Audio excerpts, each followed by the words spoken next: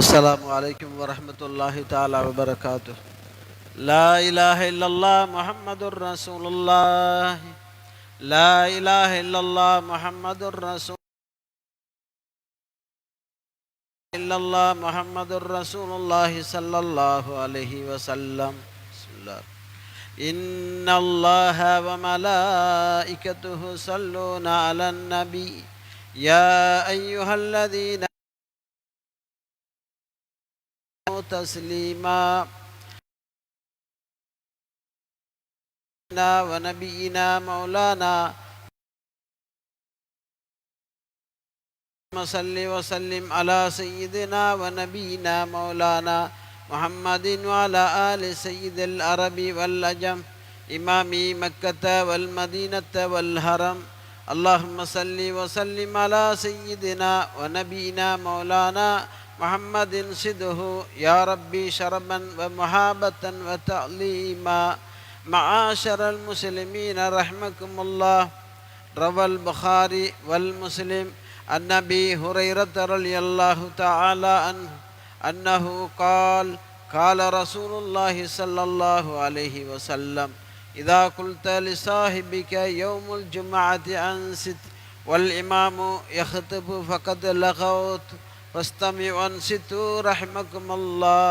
غفر الله لنا ولكم ولجميع المسلمين والمسلمات والمؤمنين والمؤمنات أجمعين فاستغفروه إنه هو الغفور الرحيم. முஸ்லிமான அல்லாஹுவின் நல்லடியார்களே, அல்லாஹ் ஜல்ல சுப்ஹானஹு தஆலா எனக்கும் உங்களுக்கும் முஸ்லிமான ஆண்கள் பெண்கள் அனைவருக்கும் ரஹமத்து செய்வானாகவும். இமாம் மெம்பரில் ஹுத்பா பிரசங்கம் செய்து கொண்டிருக்கும் பொழுது உங்களில் பக்கத்தில் ஒரு தோழன் பேச கண்டு நீங்கள் வாய்மூடு என்று சொன்னாலும் கூட ஹுத்பாவின் பலனை இழந்துவிட்டார் என்று அருமநாயகம் முஹம்மது முஸ்தபா ரசூலை கரீம் ஸல்லல்லாஹு அலைஹி வஸல்லம் அவர்கள் கூறியதாக அபூ ஹுரைரா ரலியல்லாஹு தஆலா அன்ஹு அவர்கள் அறிவிக்கின்றார்கள். இமாம் புகாரியும் இமாம் முஸ்லிமும் ரிவாயத்து செய்திருக்கிறார்கள். ஆகையால் ஹுத்பா பிரசங்கத்தை வாய்மூடி செவிமடுத்து கேளுங்கள். அல்லாஹ் ஜல்ல சுப்ஹானஹு தஆலா எங்களுடைய பாவங்களையும் மன்னித்தல்வானாக, எங்கள் தாய் தந்தைகளுடைய பாவங்களையும் மன்னித்தல்வானாக, மற்றுமுண்டான முஸ்லிம்களுடைய பாவங்களையும் மன்னித்தல்வானாக. ஆமீன் ஆமீன் யா ரப்பல் ஆலமீன்.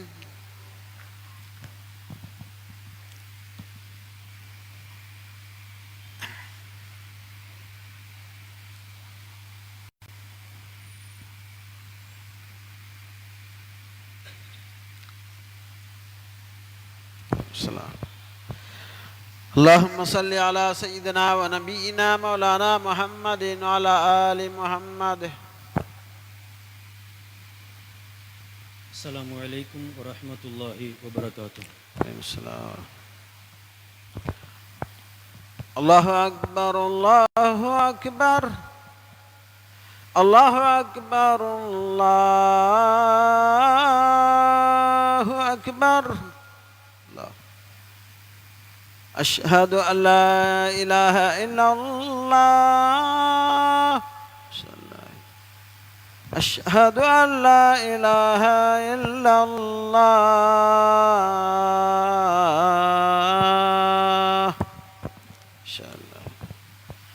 أشهد أن محمدا رسول الله. أشهد أن محمدا رسول الله.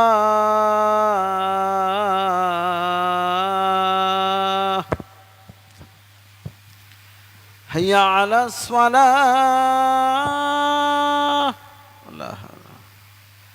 هيا على الصلاة.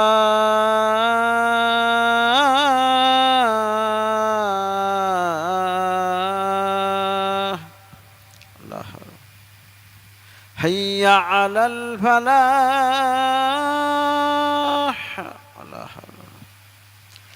هيا على الفلاح.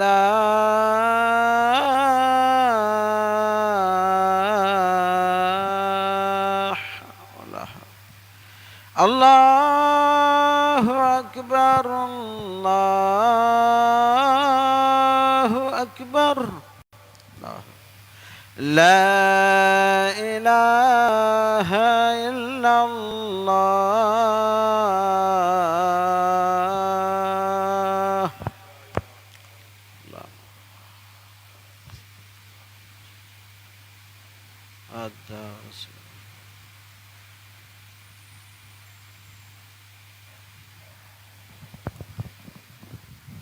السلام عليكم ورحمة الله وبركاته.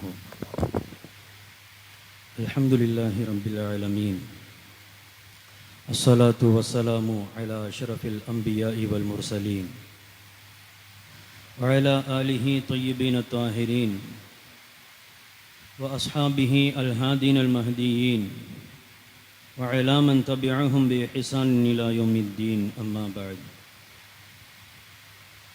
رب اشرح لي صدري ويسر لي أمري واحلل عقدة من لساني يفقه قولي. ربي يسر ولا تعسر، ربي تمم بالخير والسعادة، وما توفيقي إلا بالله، لا حول ولا قوة إلا بالله العلي العظيم. الصلاة والسلام عليك يا سيدي يا رسول الله. الصلاة والسلام عليك يا سيدي يا حبيب الله. قلت حيلتي أنت وسيلتي، أدركني يا رسول الله، أدركني يا رسول الله، أدركني يا رسول الله.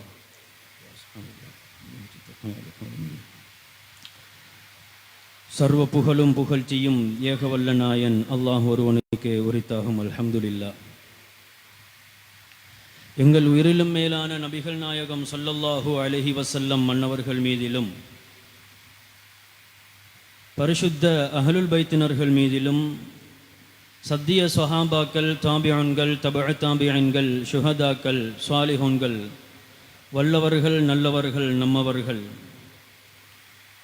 நம்முடைய உஸ்தாதுமார்கள், குறிப்பாக மேனிலை கண்ட ஞானி குத்துபுல் கத்தாப் பீரான பேர் ஷேக் முஹீத்தீன் அப்துல் காதிர் ஜீலானி கத்தஸல்லாஹு சிர்ரஹுல் அசீஸ் அன்னவர்கள் மீதிலும், குத்துபுல் மஜீதி ஃபர்துல் வஹீத் அப்துல் காதிர் ஷாஹுல் ஹமீது பாதிஷா நாயகம் கத்தஸல்லாஹு சிர்ரஹுல் அசீஸ் அன்னவர்கள் மீதிலும், நமது ஆத்மீக வழிகாட்டிகளான இறைநேச செல்வர்கள் அவுலியாக்கள் மீதிலும் அல்லாஹுவின் ஸலாத்தும் சலாமும் என்றென்றும் நின்று நிலவட்டுமாக என்று வேண்டி, அவர்கள் அத்துணை பேருடைய நல்லாசியை வேண்டி பெற்றவனாய், புனித ஜும்ஆவுடைய கடமையை நிறைவேற்ற வேண்டி இப்பள்ளிவாயலிலே நேர காலத்துடன் வந்தமர்ந்திருக்கின்ற அல்லாஹ்வின் அடியார்களே, இன்றைய ஜும்ஆவின் கருப்பொருளாக நீண்ட ஆயுளும் நிறைந்த செல்வமும் சோதனையா அருளா என்கின்ற தலைப்பிலே இன்று நாம் நம்முடைய பிரசங்கத்தை பார்க்க இருக்கிறோம். அந்த வகையிலே அல்லாஹு தஆலா குர்ஆனிலே கூறுகிறான், யா அய்யுஹல்லதீன ஆமனு, ஈமான் கொண்டவர்களே, லா துல்ஹிக்கும் அம்வாலுக்கும் வலா அவுலாதுக்கும் அன் திக்ரில்லாஹ், உங்களது சொத்துக்களும் செல்வங்களும் பிள்ளை பூட்டிகளும் அல்லாஹுடைய நினைவை விட்டு திசை திருப்ப வேண்டாம். அவ்வாறு திசை திருப்பவில்லை என்றால் அந்த சொத்துக்களும் செல்வங்களும் பிள்ளை பூட்டிகளும் உங்களுக்கு அருளாக அமைந்துவிடும். வமையஃபல் ذَلِكَ فَأُولَئِكَ هُمُ الْخَاسِرُونَ, அவ்வாறு திசை திருப்பி விட்டது என்றால் அது நஷ்டமானவர்கள்தான் என்று அல்லாஹு தஆலா குர்ஆனிலே எங்களுக்கு கூறி காட்டுகிறான். இந்த ஆயத்தின் மூலம் அல்லாஹு தஆலா நமக்கு உணர்த்துவது, அல்லாஹ் நமக்கு சொத்துக்களையும் செல்வங்களையும் தருவான், பிள்ளை பூட்டிகளையும் தருவான். இவை அல்லாஹ்வின் நினைவை விட்டு திசை திருப்புமாக இருந்தால் அது நமக்கு சோதனையாக அல்லது தண்டனையாகவே அமையும். அப்படி திசை திருப்பவில்லை என்றால் நமக்கு நன்மையாகவே அமைந்துவிடும் என்று அல்லாஹு தஆலா நமக்கு கூறி காட்டுகிறான். சொத்து செல்வங்களை சேர்த்தல் என்பது அல்லாஹுடைய நினைவை விட்டு யாரை எல்லாம் பராக்காக்கி விடுகிறதோ அவர்களை பற்றி அல்லாஹு தஆலா மற்றொரு அத்தியாயத்திலே எங்களுக்கு எச்சரிக்கிறான். அல் ஹாக்குமுத் தகாசுர் ஹத்தா ஜுர்துமுல் மகாபிர். மனிதன் தன் வாழ்நாளில் சொத்து செல்வம் அதிகாரம் என்று பிள்ளைகளை பெருக்குவதிலேயே குறியாக இருக்கிறான். என்னுடையது உன்னுடையதை விட அதிகம் என்று இந்த போட்டி அவனை படைத்த இறைவனையும் நிலையான மறுமை வாழ்வையும் மறக்கடிக்க செய்து விடுகிறது. ஹத்தா ஜுர்துமுல் மகாபிர், மனிதனின் இந்த ஓயாத ஓட்டம் அவன் மண்ணறையை அடையும் வரை நீடிக்கிறது. தான் சேமித்த எதுவும் தன்னுடன் வராது என்பதையும் அது மரணம் வரை மட்டுமே துணையாக வரும் என்பதை மனிதன் தாமதமாகவே உணர்கிறான். மறுமை நாளில் நாம் அனுபவித்த உணவு, நீர், ஆரோக்கியம், சொத்துக்கள், செல்வங்கள், நம்முடைய பிள்ளைகள் போன்ற ஒவ்வொரு அருட்கொடைகளும் அவைகள் பற்றிய விசாரணைகளையும் அல்லாஹ் நம்மிடத்திலே கேட்பதற்கு இருக்கிறான். இவற்றை நாம் நன்றி செலுத்தினோமா அல்லது இவற்றை நாம் வைத்துக்கொண்டு பெருமை அடித்தோமா என்பது அல்லாஹ்வினால் விசாரிக்கப்படுகின்ற முக்கியமான விடயங்கள். ஆக அழிந்து போகக்கூடிய பொருட்கள் மீதான இந்த மோகத்தை குறைத்து நிலையான மறுமை வாழ்விற்காக தயாராகுவதே இந்த அத்தியாயம் நமக்கு கற்றுத்தருகின்ற மிக பெரும் முக்கியமான பாடம் என்பதை நாம் உணர்ந்து கொள்ள வேண்டும். கண்ணியத்துக்குரியவர்களே, இந்த சொத்து செல்வம், பிள்ளை பூட்டி போன்ற உலக ஆசைகளை அளிக்கக்கூடியவற்றை சேமிப்பது என்பது, இவைகள் மீதான பேராசை கொள்வது, மறுமை வாழ்வை மறப்பது பற்றி அல்லாஹுவும் ரசூலும் எமக்கு வழங்கி இருக்கின்ற எச்சரிக்கைகள் இன்னும் நம் இதயங்களை தொடவில்லையா? அன்புக்குரியவர்களே, அல்லாஹு தஆலா குர்ஆனிலே பல இடங்களிலே பலவிதமாக நம்மை எச்சரிக்கிறான். இன்னமா அம்வாலுக்கும் வ அவுலாதுக்கும் ஃபித்னா, நிச்சயமாக உங்கள் சொத்துக்களும் உங்கள் செல்வங்களும் உங்கள் பிள்ளை பூட்டிகளும் உங்களுக்கு ஃபித்னா என்று அல்லாஹு தஆலா நம்மை எச்சரிக்கிறான். இன்னொரு இடத்திலே அல்லாஹு தஆலா மென்மேலும் நம்மை எச்சரிக்கிறான். வனபலூக்கும் பிஷர்ரி, கெடுதிகளை கொண்டு உங்களை நாங்கள் சோதிப்போம், வல் ஹைரி, நலவுகளையும் கொண்டு உங்களை நாங்கள் சோதிப்போம் என்று அல்லாஹு தஆலா எங்களை எச்சரிக்கிறான். என்றால் இவ்வளவு விதமான எச்சரிக்கைகளையும் அல்லாஹ் குர்ஆனிலே நமக்கு தந்திருந்தும் நம்முடைய இதயங்களை தொடவில்லை என்றால் இந்த எச்சரிக்கைகள் நாம் எந்த வகையில் மனிதர்கள் என்பதை, நம்முடைய இதயங்கள் எந்த அளவுக்கு கல்நஞ்சம் பிடித்தது என்பதை நாம் உணரத் தவறக்கூடாது. எனவே அந்த சோதனைகளை விட்டு நாம் மீள வேண்டுமாக இருந்தால் நீண்ட ஆயுளையும் நிறைந்த செல்வங்களையும் சாலிகான அமல்களிலும் ஜகாத்து மற்றும் தர்மங்கள் கொடுப்பதிலும் நான் பயன்படுத்த வேண்டும். ஒரு மனிதன் தனது செல்வத்தை ஹலாலான வழியில் சம்பாதித்து அதில் ஏழைகளின் உரிமையான ஜகாத்து மற்றும் தர்மங்களை வழங்கி நிறைவேற்றும் பொழுது அது அவனுக்கு இறைவனின் அருளாக மாறிவிடுகிறது. மாறாக செல்வம் பெருகும் பொழுது அது ஒருவனுக்கு கர்வத்தையும் எல்லாம் என்னுடையது என்ற மமதையையும் ஏற்படுத்தினால் அது அவனுக்கு பேரழிவை தரும் சோதனையாக மாறிவிடுகிறது என்கின்ற விடயத்தை நாம் புரிந்து கொள்ள வேண்டும். நாம் வாழும் உலகில் ஒருவருக்கு செல்வமும் வசதியும் பெருகிவிட்டால் அல்லாஹ் அவரை நேசிக்கின்றான் என்று ஆகிவிடாது. அதே போல ஒருவருக்கு சோதனையும் வறுமையும் வந்துவிட்டால் அல்லாஹ் அவரை வெறுக்கிறான் என்றும் ஆகிவிடாது. அருமைக்குரியவர்களே, அல்லாஹு தஆலா என்ன என்ன விடயங்களிலெல்லாம் அவனுடைய சோதனைகள் அமையும் என்று எங்களுக்கு சொல்லித் தந்திருக்கின்ற இறைவன், அந்த சோதனைகள் வருகின்ற பொழுது நாம் எதனை கையாள வேண்டும் என்று அல்லாஹ் நமக்கு சொல்லித் தராமல் இல்லை. அல்லாஹு தஆலா குர்ஆனிலே கூறுகிறான், வலனபுலுவன்னக்கும் பிஷைஇம் மினல் ஹௌஃபி, நாங்கள் உங்களுக்கு பயத்தை கொண்டு உங்களை சோதிப்போம், பசிபட்டினியை கொண்டு உங்களை நாங்கள் சோதிப்போம், வனக்ஸும் மினல் அம்வாலி, சொத்து செல்வங்களில் குறைவை ஏற்படுத்துவது கொண்டு நாங்கள் சோதிப்போம், வல் அம்புசி, ஆத்மாக்களை மரணிக்க செய்வது கொண்டும் உங்களை நாங்கள் சோதிப்போம், வஸ்ஸமராத்தி, விளைச்சல்களில் கனிவர்க்கங்களில் குறைவை ஏற்படுத்துவது கொண்டும் நாங்கள் சோதிப்போம் என்று அல்லாஹு தஆலா எந்த என்ன விடயங்களில் எல்லாம் உங்களை நாங்கள் சோதிப்போம் என்று கூறுகிற இறைவன், அந்த சோதனைகளின் பொழுது நாம் எதனை கையாள வேண்டும் என்று நபிகள் நாயகம் ஸல்லல்லாஹு அலைஹி வஸல்லம் அவர்கள் மூலமாக எங்களுக்கு கூறுகிறான். என்றால் அந்த சோதனைகள் வருகின்ற பொழுது நாம் பொறுமையை கையாள வேண்டும். அந்த சோதனைகளில் யார் யாரெல்லாம் பொறுமையை கையாளுகிறார்களோ அவர்களுக்கு சுபசோபனம் கூறுங்கள், வபஷ்ஷிரி ஸாபிரீன் என்று நபிகள் நாயகம் ஸல்லல்லாஹு அலைஹி வஸல்லம் அவர்களை பார்த்து அல்லாஹ் எங்களை சொல்கிறான். என்றால் கண்ணியத்துக்குரியவர்களே, சோதனைகள் அல்லாஹ் நமக்கு ஏன் தருகிறான் என்று தெரியுமா? நாம் அவனை மறந்துவிடக் கூடாது என்பதற்காக. ஒரு அடியான் யா அல்லாஹ் என்று அழுது புலம்பி கையேந்தி தன்னிடம் மன்றாடுவதை அல்லாஹ் விரும்புகிறான். அந்த பணிவான சப்தத்தை கேட்பதற்காகவே, அந்த அழுகுரலை கேட்பதற்காகவே அல்லாஹ் சில கட்டங்களில் சில இக்கட்டான சூழ்நிலைகளையும் நமக்கு தருகிறான். அல்லாஹ் நம்மை தன் பக்கம் அழைக்கும் அழைப்பு மணி என்று அந்த சோதனைகள் நமக்கு வருகின்ற பொழுது, ஏற்படுகின்ற பொழுது நாம் நல்லெண்ணம் கொள்ள வேண்டும். அல்லாஹ்வின் அடியார்களே, நமக்கு சோதனைகள் வருகின்ற பொழுது நாம் சோர்ந்து போகிறோம். ஆனால் யதார்த்தத்தில் உண்மையிலேயே சோதனைகள் நம்மை தூய்மைப்படுத்துகின்றன என்கின்ற விடயம் நம்மில் எத்தனை பேருக்கு தெரியும்? கண்ணியத்துக்குரியவர்களே, நபிகளார் ஸல்லல்லாஹு அலைஹி வஸல்லம் அவர்கள் எங்களுக்கு சொல்லித் தருகிறார்கள், அல்லாஹ் ஒரு அடியானை நேசித்து விட்டான் என்றால், ஒரு அடியானை அல்லாஹ் நேசிக்கிறான் என்றால், அல்ஸக பிஹில் பலாஅ, சோதனைகளை அவரை விட்டு பிரிக்க முடியாத அளவுக்கு இரண்டர கலக்க செய்து விடுகிறான். ஏன் தெரியுமா?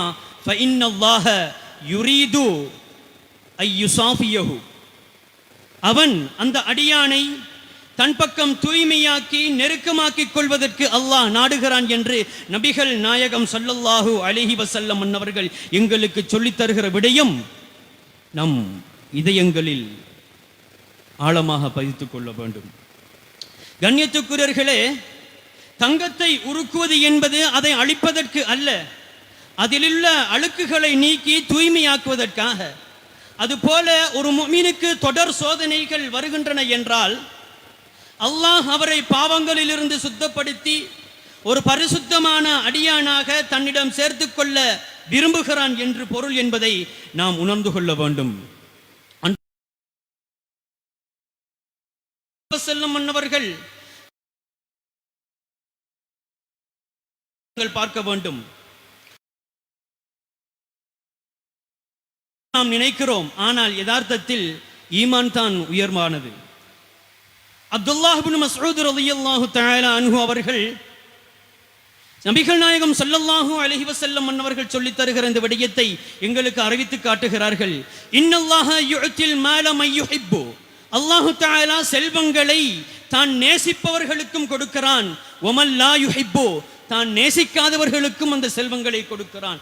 ஆனால் ஈமானை வலா யுஅத்தில் ஈமான இல்லா மா யுஹிப்பு, ஈமானை தான் நேசிப்பவர்களுக்கு மாத்திரமே அல்லாஹ் வழங்குகிறான் என்ற நபிகள் நாயகம் ஸல்லல்லாஹு அலைஹி வஸல்லம் அவர்கள் சொல்லித் தருகிற விடயத்தை அப்துல்லாஹ் இப்னு மஸ்ஊத் ரலியல்லாஹு அன்ஹு அவர்கள் எங்களுக்கு சொல்லித் தருகிறார்கள் என்றால், ஈமான் உயர்வானதா, நம்மிடம் இருக்கின்ற சொத்து செல்வங்கள் உயர்வானதா என்பதை நாமே தீர்மானித்துக் கொள்ள வேண்டும்.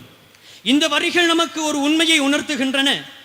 செல்வம் என்பது தகுதிக்கு வழங்கப்படுகின்ற ஒன்றல்ல, அது ஒரு சோதனை. அது காரூனுக்கும் வழங்கப்பட்டது, ஃபிர்அவுனுக்கும் வழங்கப்பட்டது. ஆனால் ஈமான் எனும் பொக்கிஷம் சையதுனா அபூபக்கர் சித்தீக் ரலியல்லாஹு தஆலா அன்ஹு அவர்களுக்கும் சையதுனா பிலால் ரலியல்லாஹு தஆலா அன்ஹு அவர்களுக்கும் இறை அன்பை பெற்ற, இறை நேசத்தை பெற்ற நல்ல அடியார்களுக்கும் வழங்கப்படுகின்ற ஒன்று என்பதை நாம் மறக்கக்கூடாது. காசு, பணம், அதிகாரம் என்பது இவையெல்லாம் ஒருவருக்கு கிடைப்பது என்பது அவர் இறைவனுக்கு பிரியமானவர் என்பதற்கு ஆதாரமும் அல்ல, அடையாளமும் அல்ல. அப்படி என்றால் ஃபிர்அவுனிடமும் காரூனிடமும் செல்வங்கள் இருந்தது, அதிகாரம், ஈமான் என்கின்ற ஒன்று இருக்கவில்லை. ஈமான் எனும் பாக்கியம் யாருக்கு கிடைக்கிறதோ அவர்தான் அல்லாஹ்வின் உண்மையான பிரியத்துக்குரியவர் மட்டுமல்ல, மிகப்பெரிய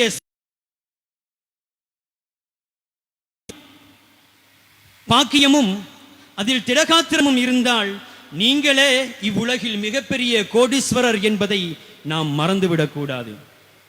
அன்பானவர்களே, சொத்து செல்வங்களை தேடுவதை மார்க்கம் தடுக்கவில்லை. ஆனால் அந்த தேடுதலில் ஈமானை தொலைத்துவிடக் கூடாது.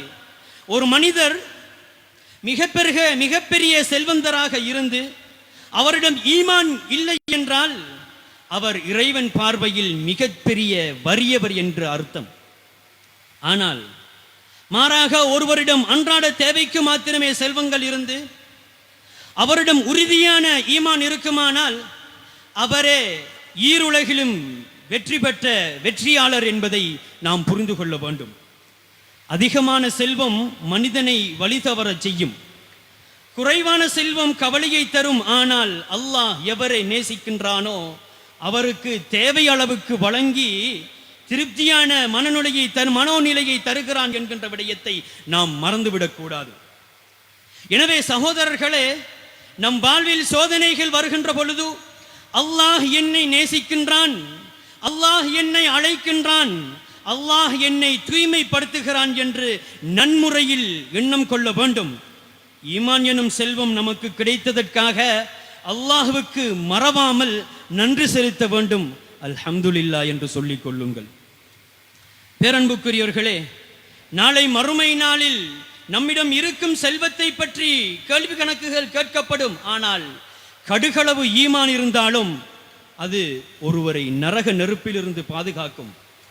நபிகள் நாயகம் ஸல்லல்லாஹு அலைஹி வஸல்லம் அவர்கள் எங்களுக்கு சொல்லி காட்டுகிறார்கள், இன்னல்லாஹ லா யன்துரு இலா சுவரிக்கும் வ அம்வாலிக்கும், நிச்சயமாக அல்லாஹு தஆலா உங்களையோ உங்கள் சொத்து செல்வங்களையோ பார்க்க மாட்டான்.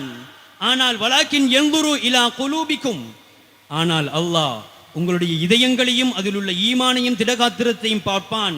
வ அமாலிக்கும், உங்கள் அமல்களையும் அதில் எந்த அளவுக்கு இஹ்லாஸுடையவர்களாக இருக்கின்றீர்கள் என்பதையும் அல்லாஹ் பார்க்கிறான் என்கின்ற விடயத்தை நபிகள் நாயகம் ஸல்லல்லாஹு அலைஹி வஸல்லம் அவர்கள் எங்களுக்கு சொல்லித் தருகிற விடயம் நம்முடைய இதயங்களை பரிசுத்தப்படுத்த வேண்டும். பார்த்தால் இரண்டு விடயங்கள், மற்றொன்று மரணம் தள்ளி போகக்கூடிய நீண்ட ஆயுள். இவை இரண்டும் கிடைப்பதுவே மனித வாழ்வின் மிகப்பெரிய வெற்றி என்று நாம் கருதுகிறோம். ஆனால் யதார்த்தத்தில் இஸ்லாமிய பார்வை இவற்றை ஒரு பொறுப்பாகவும் ஒரு சோதனையாகவும் நமக்கு அறிமுகப்படுத்துகிறது. இவற்றை நாம் எவ்வாறு கையாளுகிறோம் என்பதில் தான் இவை அருளா நிஅமத்தா அல்லது சோதனையா ஃபித்னாவா என்பது அடங்கியுள்ளது. செல்வம் என்பது ஒரு மனிதனின் கையில் இருக்கும் ஒரு கூர்மையான கருவியை போன்றது. அது நல்லவனின் கையில் இருந்தால் நன்மையை விளைவிக்கும், அது ஒரு தீயவனின் கையில் இருந்தால் அது அழிவை உண்டாக்கும். இதுதான் இன்றைய உலகின் நிதர்சனமான உண்மையும் கூட. ஏனென்றால் அன்பு சகோதரர்களே, இன்று நாம் கண்கூடாக பார்க்கும் காட்சிகள் மிகவும் நமக்கு மனவேதனையை ஏற்படுத்துகின்றன. ஒருபுறம் ஈரான், பலஸ்தீனம், லெபனான் போன்ற நாடுகளில் உள்ள நமது இஸ்லாமிய சகோதரர்கள் சொல்லன்னா துயரங்களிலும் வாழ்வாதார நெருக்கடிகளிலும் சிக்கி தவிர்த்து கொண்டிருக்கிறார்கள். மறுபுறம் இறைவனால் வழங்கப்பட்ட எல்லையற்ற செல்வச் செழிப்பில் திளைக்கும் சில அரபு நாடுகள் அந்த பொறுப்பை மறந்து ஆடம்பரத்திலும் குதூகலங்களிலும் கழித்துக் கொண்டிருக்கின்ற மூழ்கி கிடக்கின்றார்கள் என்றால் எவ்வளவு பெரிய மனவேதனை என்பதை நாம் சற்று சிந்தித்துக் கொள்ள வேண்டும். துரதிருஷ்டவசமாக இந்த ஆடம்பர வாழ்க்கையையே தன்னுடைய வாழ்க்கையாக அமைத்துக் கொண்டிருக்கின்ற அரேபியர்களை தங்களின் முன்மாதிரிகளாக, ரோல் மாடல்களாக அமைத்துக் கொண்டு அவர்களையே பின்பற்ற துடிக்கும் ஒரு சமூகத்தையும் கூட்டத்தையும் நாம் நம்முடைய கண்கூடாக பார்த்து கொண்டிருக்கிறோம். ஆக கசப்பான உண்மை என்னவென்றால், இந்த அரபு நாடுகளினுடைய பெரும் செல்வத்தை வைத்துக் கொண்டே அமெரிக்காவும் அதன் கூட்டாளிகளும் பிற முஸ்லிம் நாடுகளினுடைய அவர்களை அழிப்பதற்கு அழிவு பாதைக்கு இட்டுச் செல்கின்றார்கள். முஸ்லிம்களிடம் செல்வம் இருக்கின்றது, ஆனால் முஸ்லிம்களுடைய செல்வம் எங்கே செல்கின்றது என்ற ஒரு கேள்வி எழுந்தால், அந்த கேள்விக்கு விடை தேடினால் அது இறுதியில் முஸ்லிம்களை அழிப்பதற்காகவே மறைமுகமாக பயன்படுத்தப்படுகிறது என்பது மறுக்க முடியாத நிதர்சனமான உண்மை. கண்ணியத்துக்குரியவர்களே, இப்படிப்பட்ட இந்த சோதனைகளில் நாம் வெற்றி பெற வேண்டும் என்றால் வெறும் செல்வத்தை சேமிப்பது மட்டும் போதாது. மாறாக நம் உள்ளத்தில் உண்மையான உறுதியான ஈமான் இருக்க வேண்டும். அத்தகைய தூய ஈமான் இருந்தால் மாத்திரமே அந்த செல்வம் சமூகத்தின் எழுச்சிக்கும் உண்மையான செழிப்புக்கும் வழிவகுக்கும் என்பதை நாம் கருத்தில் கொள்ள வேண்டும். கண்ணியத்துக்குரியவர்களே, செல்வம் என்பது இதயத்தில் இருக்கக்கூடாது, அது கையில் மாத்திரமே இருக்க வேண்டும். செல்வம் நம்மை விட்டு பிரியக்கூடியது. இன்று நம்மிடம் இருக்கும் செல்வம் நாளை இன்னொருவரிடத்தில் மாறிவிடும். ஆனால் ஈமான் என்பது அப்படி அல்ல, நம் ரூஹோடு கலந்தது. அது மரணத்துக்கு பின்னாலும் நம்மை தொடரும் ஒரே சொத்து என்றால் அது ஈமான் தான்.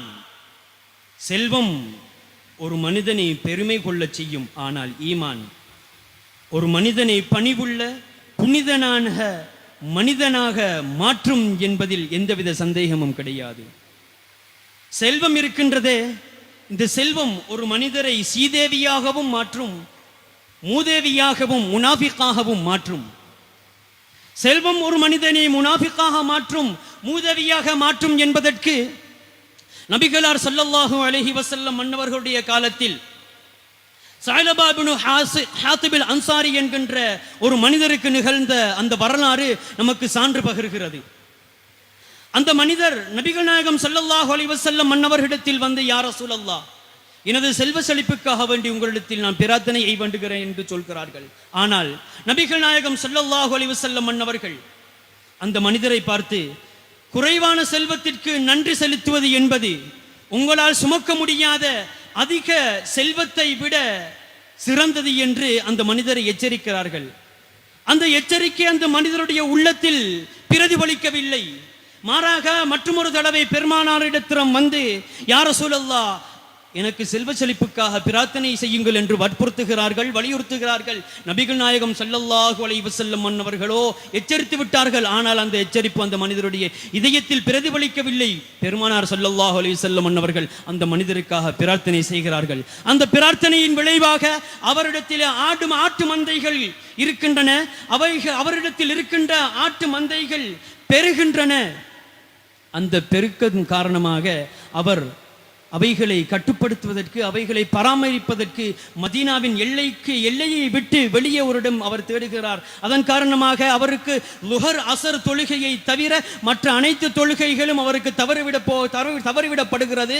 படிப்படியாக அனைத்து வக்து தொழுகைகளும் அவருக்கு தவறவிடப்படுகிறது. காரணம், செல்வம் அவருக்கு அதிகரித்து விட்டது.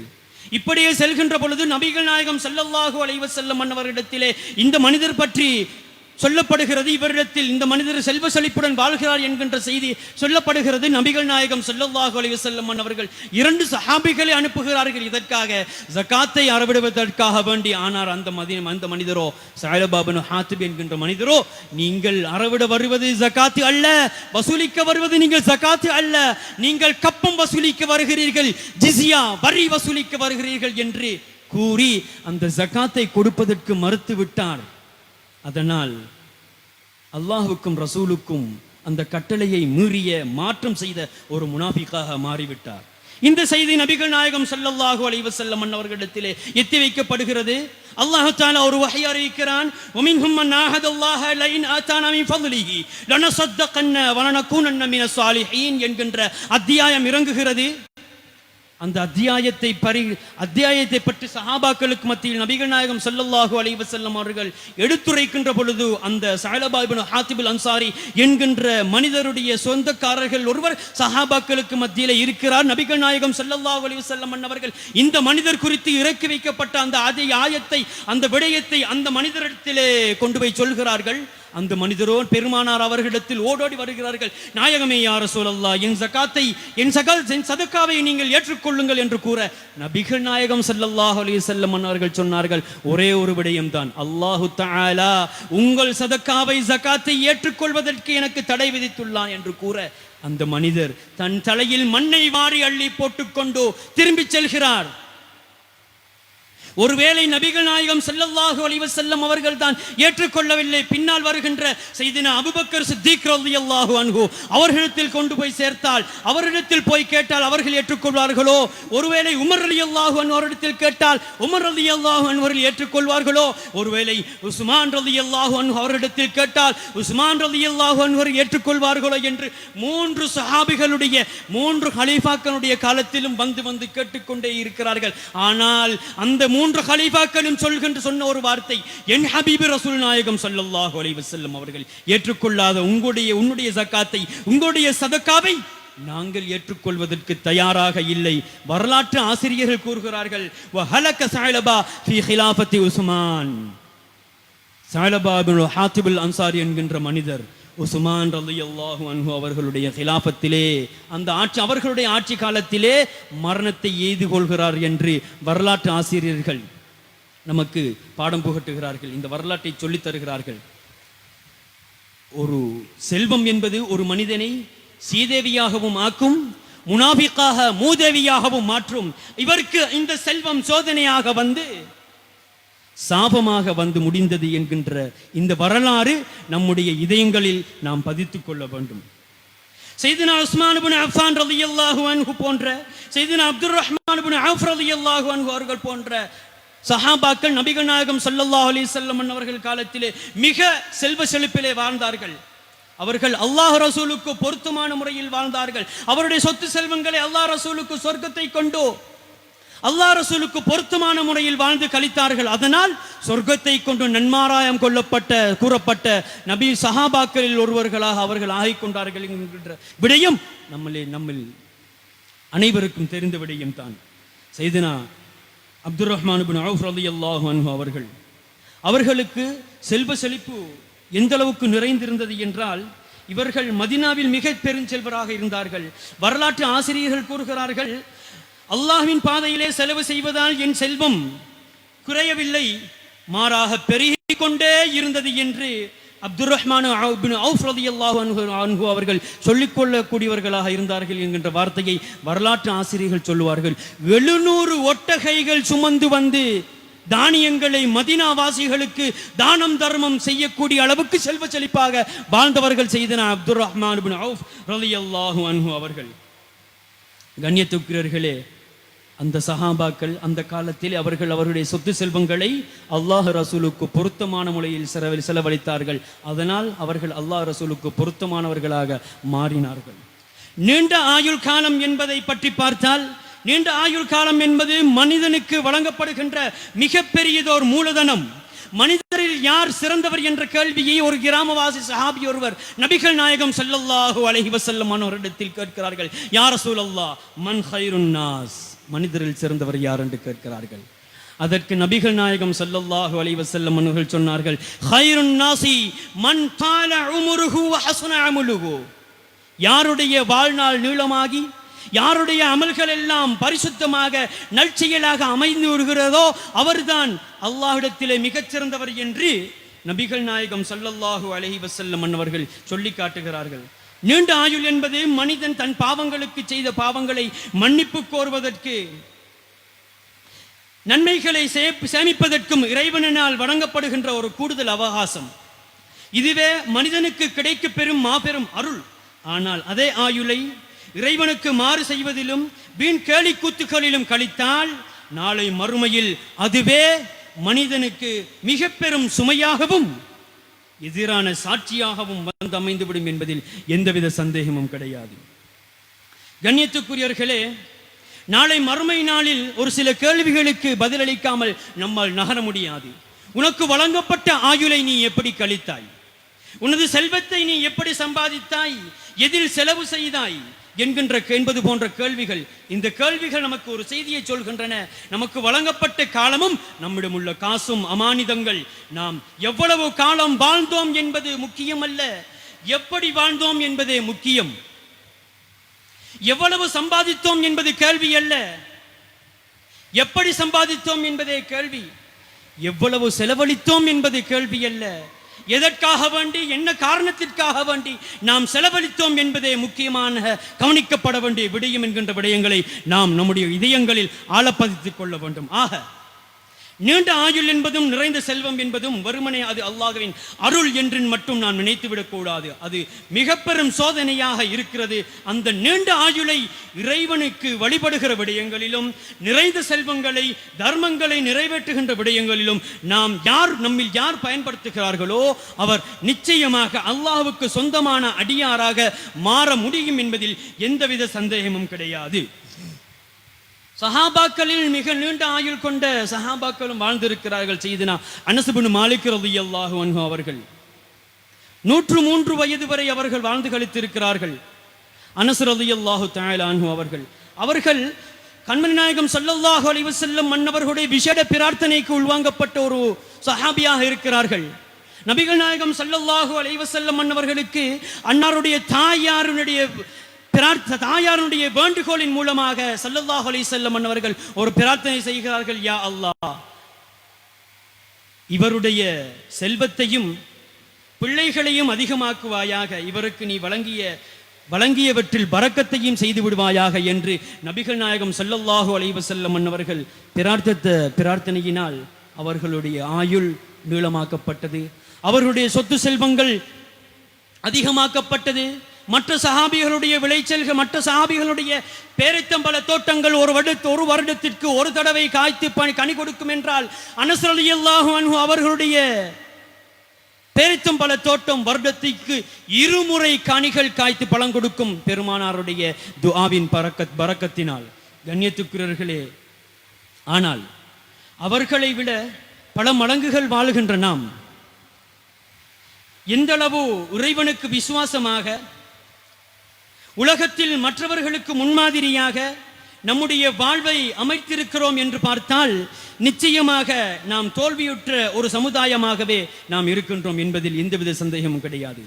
நபிகளாரின் அருமை புதல்வி சையதத்துன் நிசாஇ அஹ்லி ஜன்னா சையதுனா ஃபாத்திமா நாயகி ரலியல்லாஹு அன்ஹா அவர்கள் இந்த உலகில் 28.5 வருடம் தான் வாழ்ந்தார்கள். ஆனால் அவர்கள் வாழ்ந்து காட்டிய அந்த வழிமுறைகளை நம்மில் பின்பற்ற நாம் அவர்களை பின்பற்ற தவறினால் நாம் அல்லாஹ்விடத்திலே ரசூலுக்கும் அல்லாஹ்வுக்கும் கோபப்பார்வைக்கு உடையவர்களாக நாம் மாறிவிடுகிறோம்.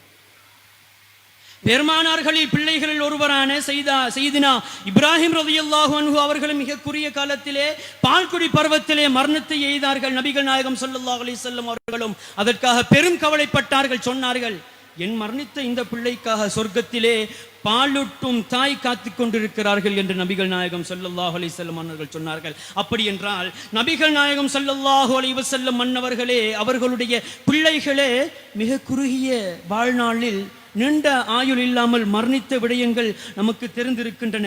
இன்று நாம் பார்க்கிறோம், எத்தனையோ பெற்றோர்கள் தங்களுக்கு பிள்ளை பாக்கியம் இல்லாமல் கஷ்டப்பட்டு கொண்டிருக்கிறார்கள். அதே நேரம் 1 அல்லது 2 பிள்ளைகளை பெற்றவர்களும் இருக்கிறார்கள். சிறு பிராயத்திலே தனது குழந்தைகளை இழந்தவர்களும் இருக்கிறார்கள். ஆனால் அதிகமான பிள்ளைகளை பெற்றெடுத்து எமது பிள்ளைகள் என்று பெருமை அடிக்கிறார்களே தவிர அந்த பிள்ளைகள் அது சோதனையா தண்டனையா என்று பார்த்தால் அது அந்த பிள்ளையை நாங்கள் சாலிஹான ஒரு மனிதராக வளர்த்து உருவாக்கினோம் என்றால் அப்பிள்ளை அருளாக இருக்கும். அதே பிள்ளையை சாலிகானவராக வளர்த்து உருவாக்கவில்லை என்றால் அது நமக்கு சோதனையாகவும் தண்டனையாகவும் அமைந்துவிடும் என்பதை நாம் புரிந்து கொள்ள வேண்டும்.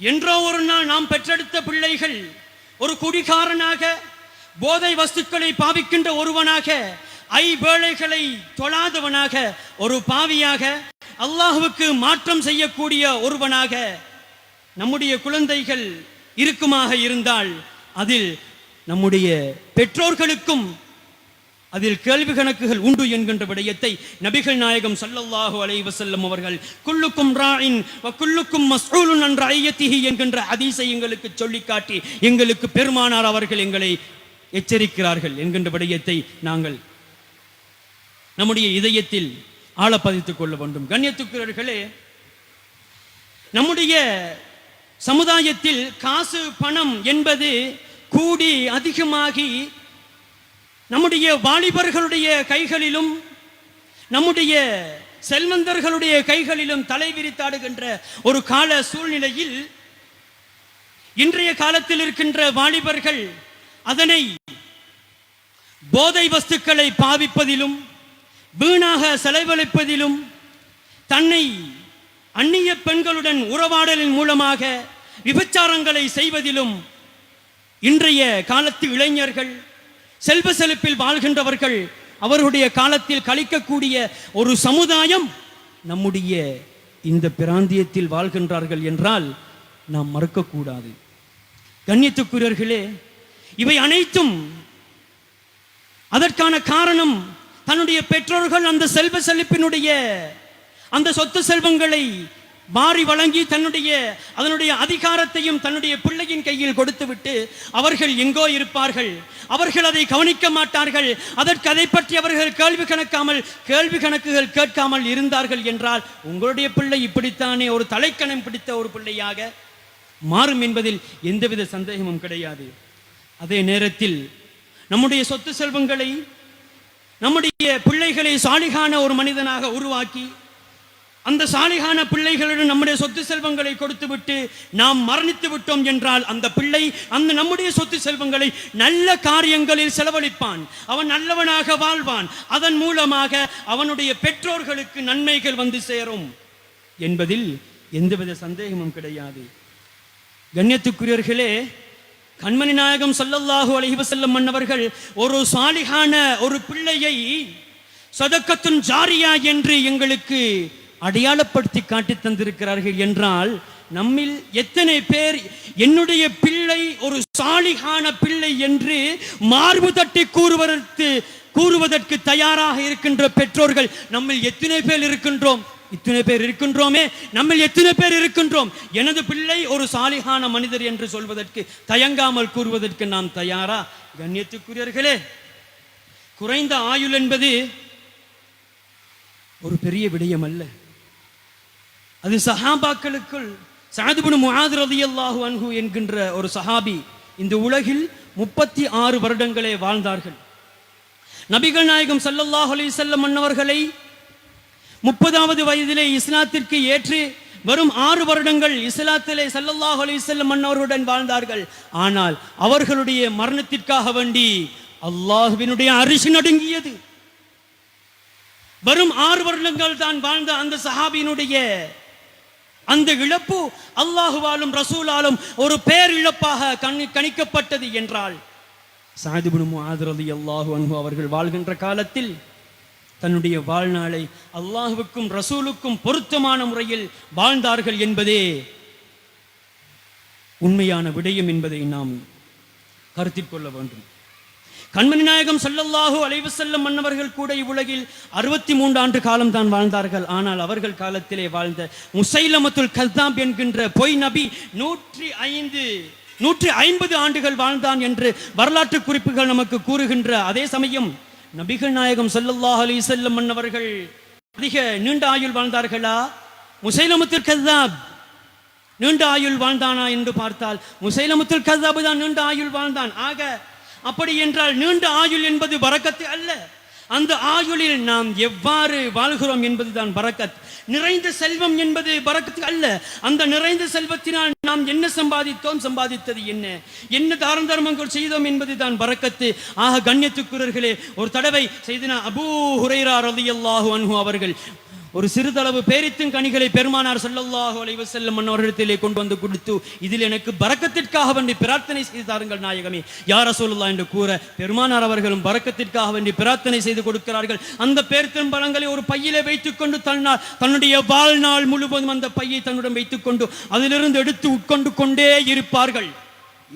எத்தனை ஆண்டு காலம் தெரியுமா? சையதுனா உஸ்மான் ரலியல்லாஹு அன்ஹு அவருடைய ஆண்டு காலம் வரை. உஸ்மான் ரலியல்லாஹு அன்ஹு அவர்களுடைய ஷஹீதாக்கப்பட்ட அந்த நிகழ்விலே சையதுனா அபூ ஹுரைரா ரலியல்லாஹு அன்ஹு அவர்கள் சொல்கிறார்கள், எல்லோருக்கும் 2 கவலை ஆனால் எல்லோருக்கும் ஒரு கவலை ஆனால் எனக்கு 2 கவலை.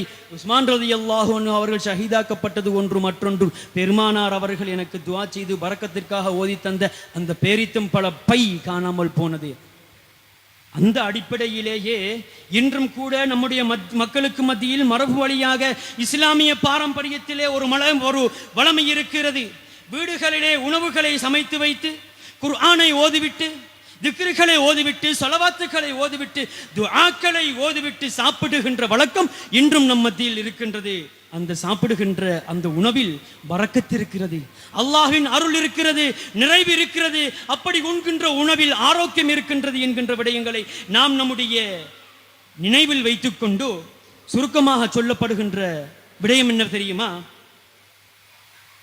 நீண்ட ஆயுள் மற்றும் நிறைந்த செல்வம் என்பது சோதனையாகவும் இருக்கலாம், அது பரக்கத்தாகவும் அருளாகவும் இருக்கலாம். நாம் எவ்வாறு அதை பயன்படுத்திக் கொள்கிறோம் என்பதிலேதான் எங்களுக்கு அதிலே உள்ள கூலி என்ன என்பது தங்கி இருக்கிறது. ஆக நமக்கு கிடைத்திருக்கின்ற ஆயுளை, நமக்கு கிடைத்திருக்கின்ற செல்வத்தை, அல்லாஹ் செய்திருக்கக்கூடிய பரக்கத்தை நாம் நல்ல வழியிலே செலவு செய்து நன்மைகளை அடையக்கூடியவர்களாக நாம் அனைவரும் ஆகிக்கொள்வோமாக. எல்லாம் வல்ல அல்லாஹு தஆலா நம் அனைவருக்கும் நல்லொருள் பாலிப்பானாக. யா அல்லாஹ், எங்களுக்கு நீ வழங்கிய சொத்துக்களிலும் செல்வங்களிலும் பரக்கத்து செய்வாயாக. எங்களுக்கு வழங்கி இருக்கின்ற ஆயுள்களிலும் பரக்கத்து செய்வாயாக. இவற்றை உன்னை நெருங்குவதற்கான வழிகளாக ஆக்கி வைப்பாயாக. இவற்றை சோதனையாக மாற்றி எங்களை நரகத்தில் தள்ளிவிடாதே யா அல்லாஹ். யா அல்லாஹ், எங்களுக்கும் எங்களுடைய வீடுகளிலும் எங்களுடைய சொத்து செல்வங்களிலும் பரக்கத்து செய்வாயாக. யா அல்லாஹ், எங்களுடைய ஊர் மக்களுக்கும் ஊர் மக்களுடைய தொழில்துறைகளிலும் பரக்கத்து செய்வாயாக. வாஹிரு தஅவானா அனில் ஹம்துலில்லாஹி ரப்பில் ஆலமீன். வஸ்ஸலாமு அலைக்கும் வரஹ்மத்துல்லாஹி வபரகாத்துஹு. அல்ஹம்துலில்லாஹ் الحمد لله الذي خص عباده الأخيار فحصل لهم العزة والفخار ومحامي قلوبهم ظلمة السبا والغيار وحباهم بالحلم والعلم والصفا من سائر الأقدار. وأشهد أن لا إله إلا الله وحده لا شريك له وأشهد أن سيدنا وحبيبنا ونبينا ومولانا محمد صلى الله عليه وسلم عبده ورسوله. اللهم صل وسلم على من توجت إليه بتاج الوقار ونبرت بوجوده جميع الأقطار وعلى آله الأطهار وأصحابه الأخيار وعلى من تبعهم بإحسان إلى يوم القرار. أما بعد، فيا عباد الله، أوصيكم وإياي أولا بتقوى الله، فإن التقوى تنجيكم من النار وتدخلكم الجنة. قال الله تعالى في القرآن العظيم: يا أيها الذين آمنوا اتقوا الله حق تقاته ولا تموتن إلا وأنتم مسلمون. وقال الله تعالى في القرآن العظيم: يا أيها الذين آمنوا لا تلهكم أموالكم ولا أولادكم عن ذكر الله ومن يفعل ذلك فأولئك هم الخاسرون. صدق الله المولانا العظيم. وقال نبينا محمد صلى الله عليه وسلم: إذا أحب الله عبدا ألصق به البلاء فإن الله عز وجل يريد أن يصافيه. صدق رسول الله صلى الله عليه وسلم. بارك الله لنا وإياكم بالآيات والذكر الحكيم ونفعنا وإياكم بالآيات والذكر الحكيم. إنه تعالى جواد كريم ملك قديم بر رؤوف رحيم ورب حليم واستغفروه إنه هو الغفور الرحيم.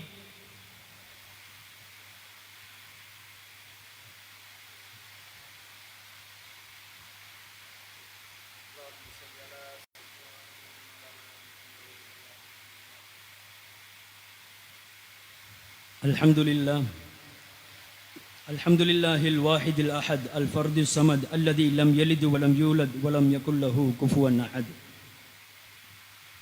وأشهد أن لا إله إلا الله وحده لا شريك له الكريم البر الرحيم له الأسماء الحسنى والصفات العلى تقدست أسماؤه وعز اسمه ذو الجلال والإكرام. وأشهد أن سيدنا وحبيبنا ونبينا مولانا محمد صلى الله عليه وسلم خير الخلق وخاتم الرسل وهادي الخلق والهادي إلى الحق وذو الخلق العظيم والنصب الكريم صاحب الشفاعة العظمى.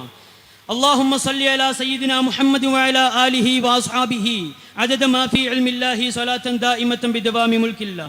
قال الله تعالى في القرآن العظيم: إن الله وملائكته يصلون على النبي يا أيها الذين آمنوا صلوا عليه وسلموا تسليما. يا أيها الذين آمنوا عباد الله أوصيكم وإياي أولا بتقوى الله، فإن التقوى تنجيكم من النار وتدخلكم الجنة. قال الله تعالى في القرآن العظيم: يا أيها الذين آمنوا اتقوا الله حق تقاته ولا تموتن إلا وأنتم مسلمون. قال الله تعالى في القرآن العظيم: يا أيها الذين آمنوا إن الله وملائكته يصلون على النبي يا أيها الذين آمنوا صلوا عليه وسلموا تسليما. فأجيبوا عباد الله إلى ما به الله دعاكم وصلوا وسلموا على من به الله هداكم. اللهم صل على سيدنا محمد وعلى آل سيدنا محمد كما صليت على سيدنا إبراهيم وعلى آل سيدنا إبراهيم وبارك على سيدنا محمد وعلى آل سيدنا محمد كما باركت على سيدنا إبراهيم وعلى آل سيدنا إبراهيم في العالمين إنك حميد مجيد. اللهم ارض عن سادات ساداتنا سيدنا أبي بكر الصديق رضي الله تعالى عنه، وارض عن ساداتنا سيدنا خليفة رسول الله عمر بن الخطاب رضي الله تعالى عنه، وارض عن خليفة رسول الله سيدنا عثمان بن عفان رضي الله تعالى عنه، وارض عن خليفة رسول الله سيدنا أمير المؤمنين سيدنا علي بن أبي طالب رضي الله تعالى عنه، وستنا بنت الرسول فاطمة الزهراء البتول رضي الله تعالى عنها، وسيد شبان أهل الجنة سيدنا الحسن وسيدنا الحسين رضي الله تعالى عنهما، وعمي الرسول سيدنا حمزة والعباس رضي الله تعالى عنهما، وسائر الصحابة رضوان الله تعالى كلهم أجمعين، وارض عنا معهم برحمتك يا أرحم الراحمين. اللهم أعز الإسلام والمسلمين، اللهم أذل الشرك والكفرة واليهود والنصارى والمشركين، اللهم دمر أعداءنا وأعداء الدين، اللهم اغفر للمؤمنين والمؤمنات والمسلمين والمسلمات الأحياء منهم والأموات، إنك قريب مجيب الدعوات يا قاضي الحاجات. اللهم قضي حاجاتنا يا قاضي الحاجات، اللهم اشف أمراضنا يا شافي الأسقام، اللهم ادفع بلياتنا يا دافع البليات، اللهم انصر المسلمين، اللهم احفظ المسلمين، اللهم أيد المسلمين. ربنا اغفر لنا ولإخواننا الذين سبقونا بالإيمان ولا تجعل في قلوبنا غلا للذين آمنوا ربنا إنك رؤوف رحيم. إن الله يأمركم بالعدل والإحسان وإيتاء ذي القربى وينهى عن الفحشاء والمنكر والبغي يعظكم لعلكم تذكرون. واذكروا الله تعالى يستجب لكم وادعوه يستجب لكم ولذكر الله تعالى أعلى وأولى وأعز وأجل وأتم وأهم وأقوى وأكبر والله يعلم ما تصنعون. اللهم صل على سيدنا ونبينا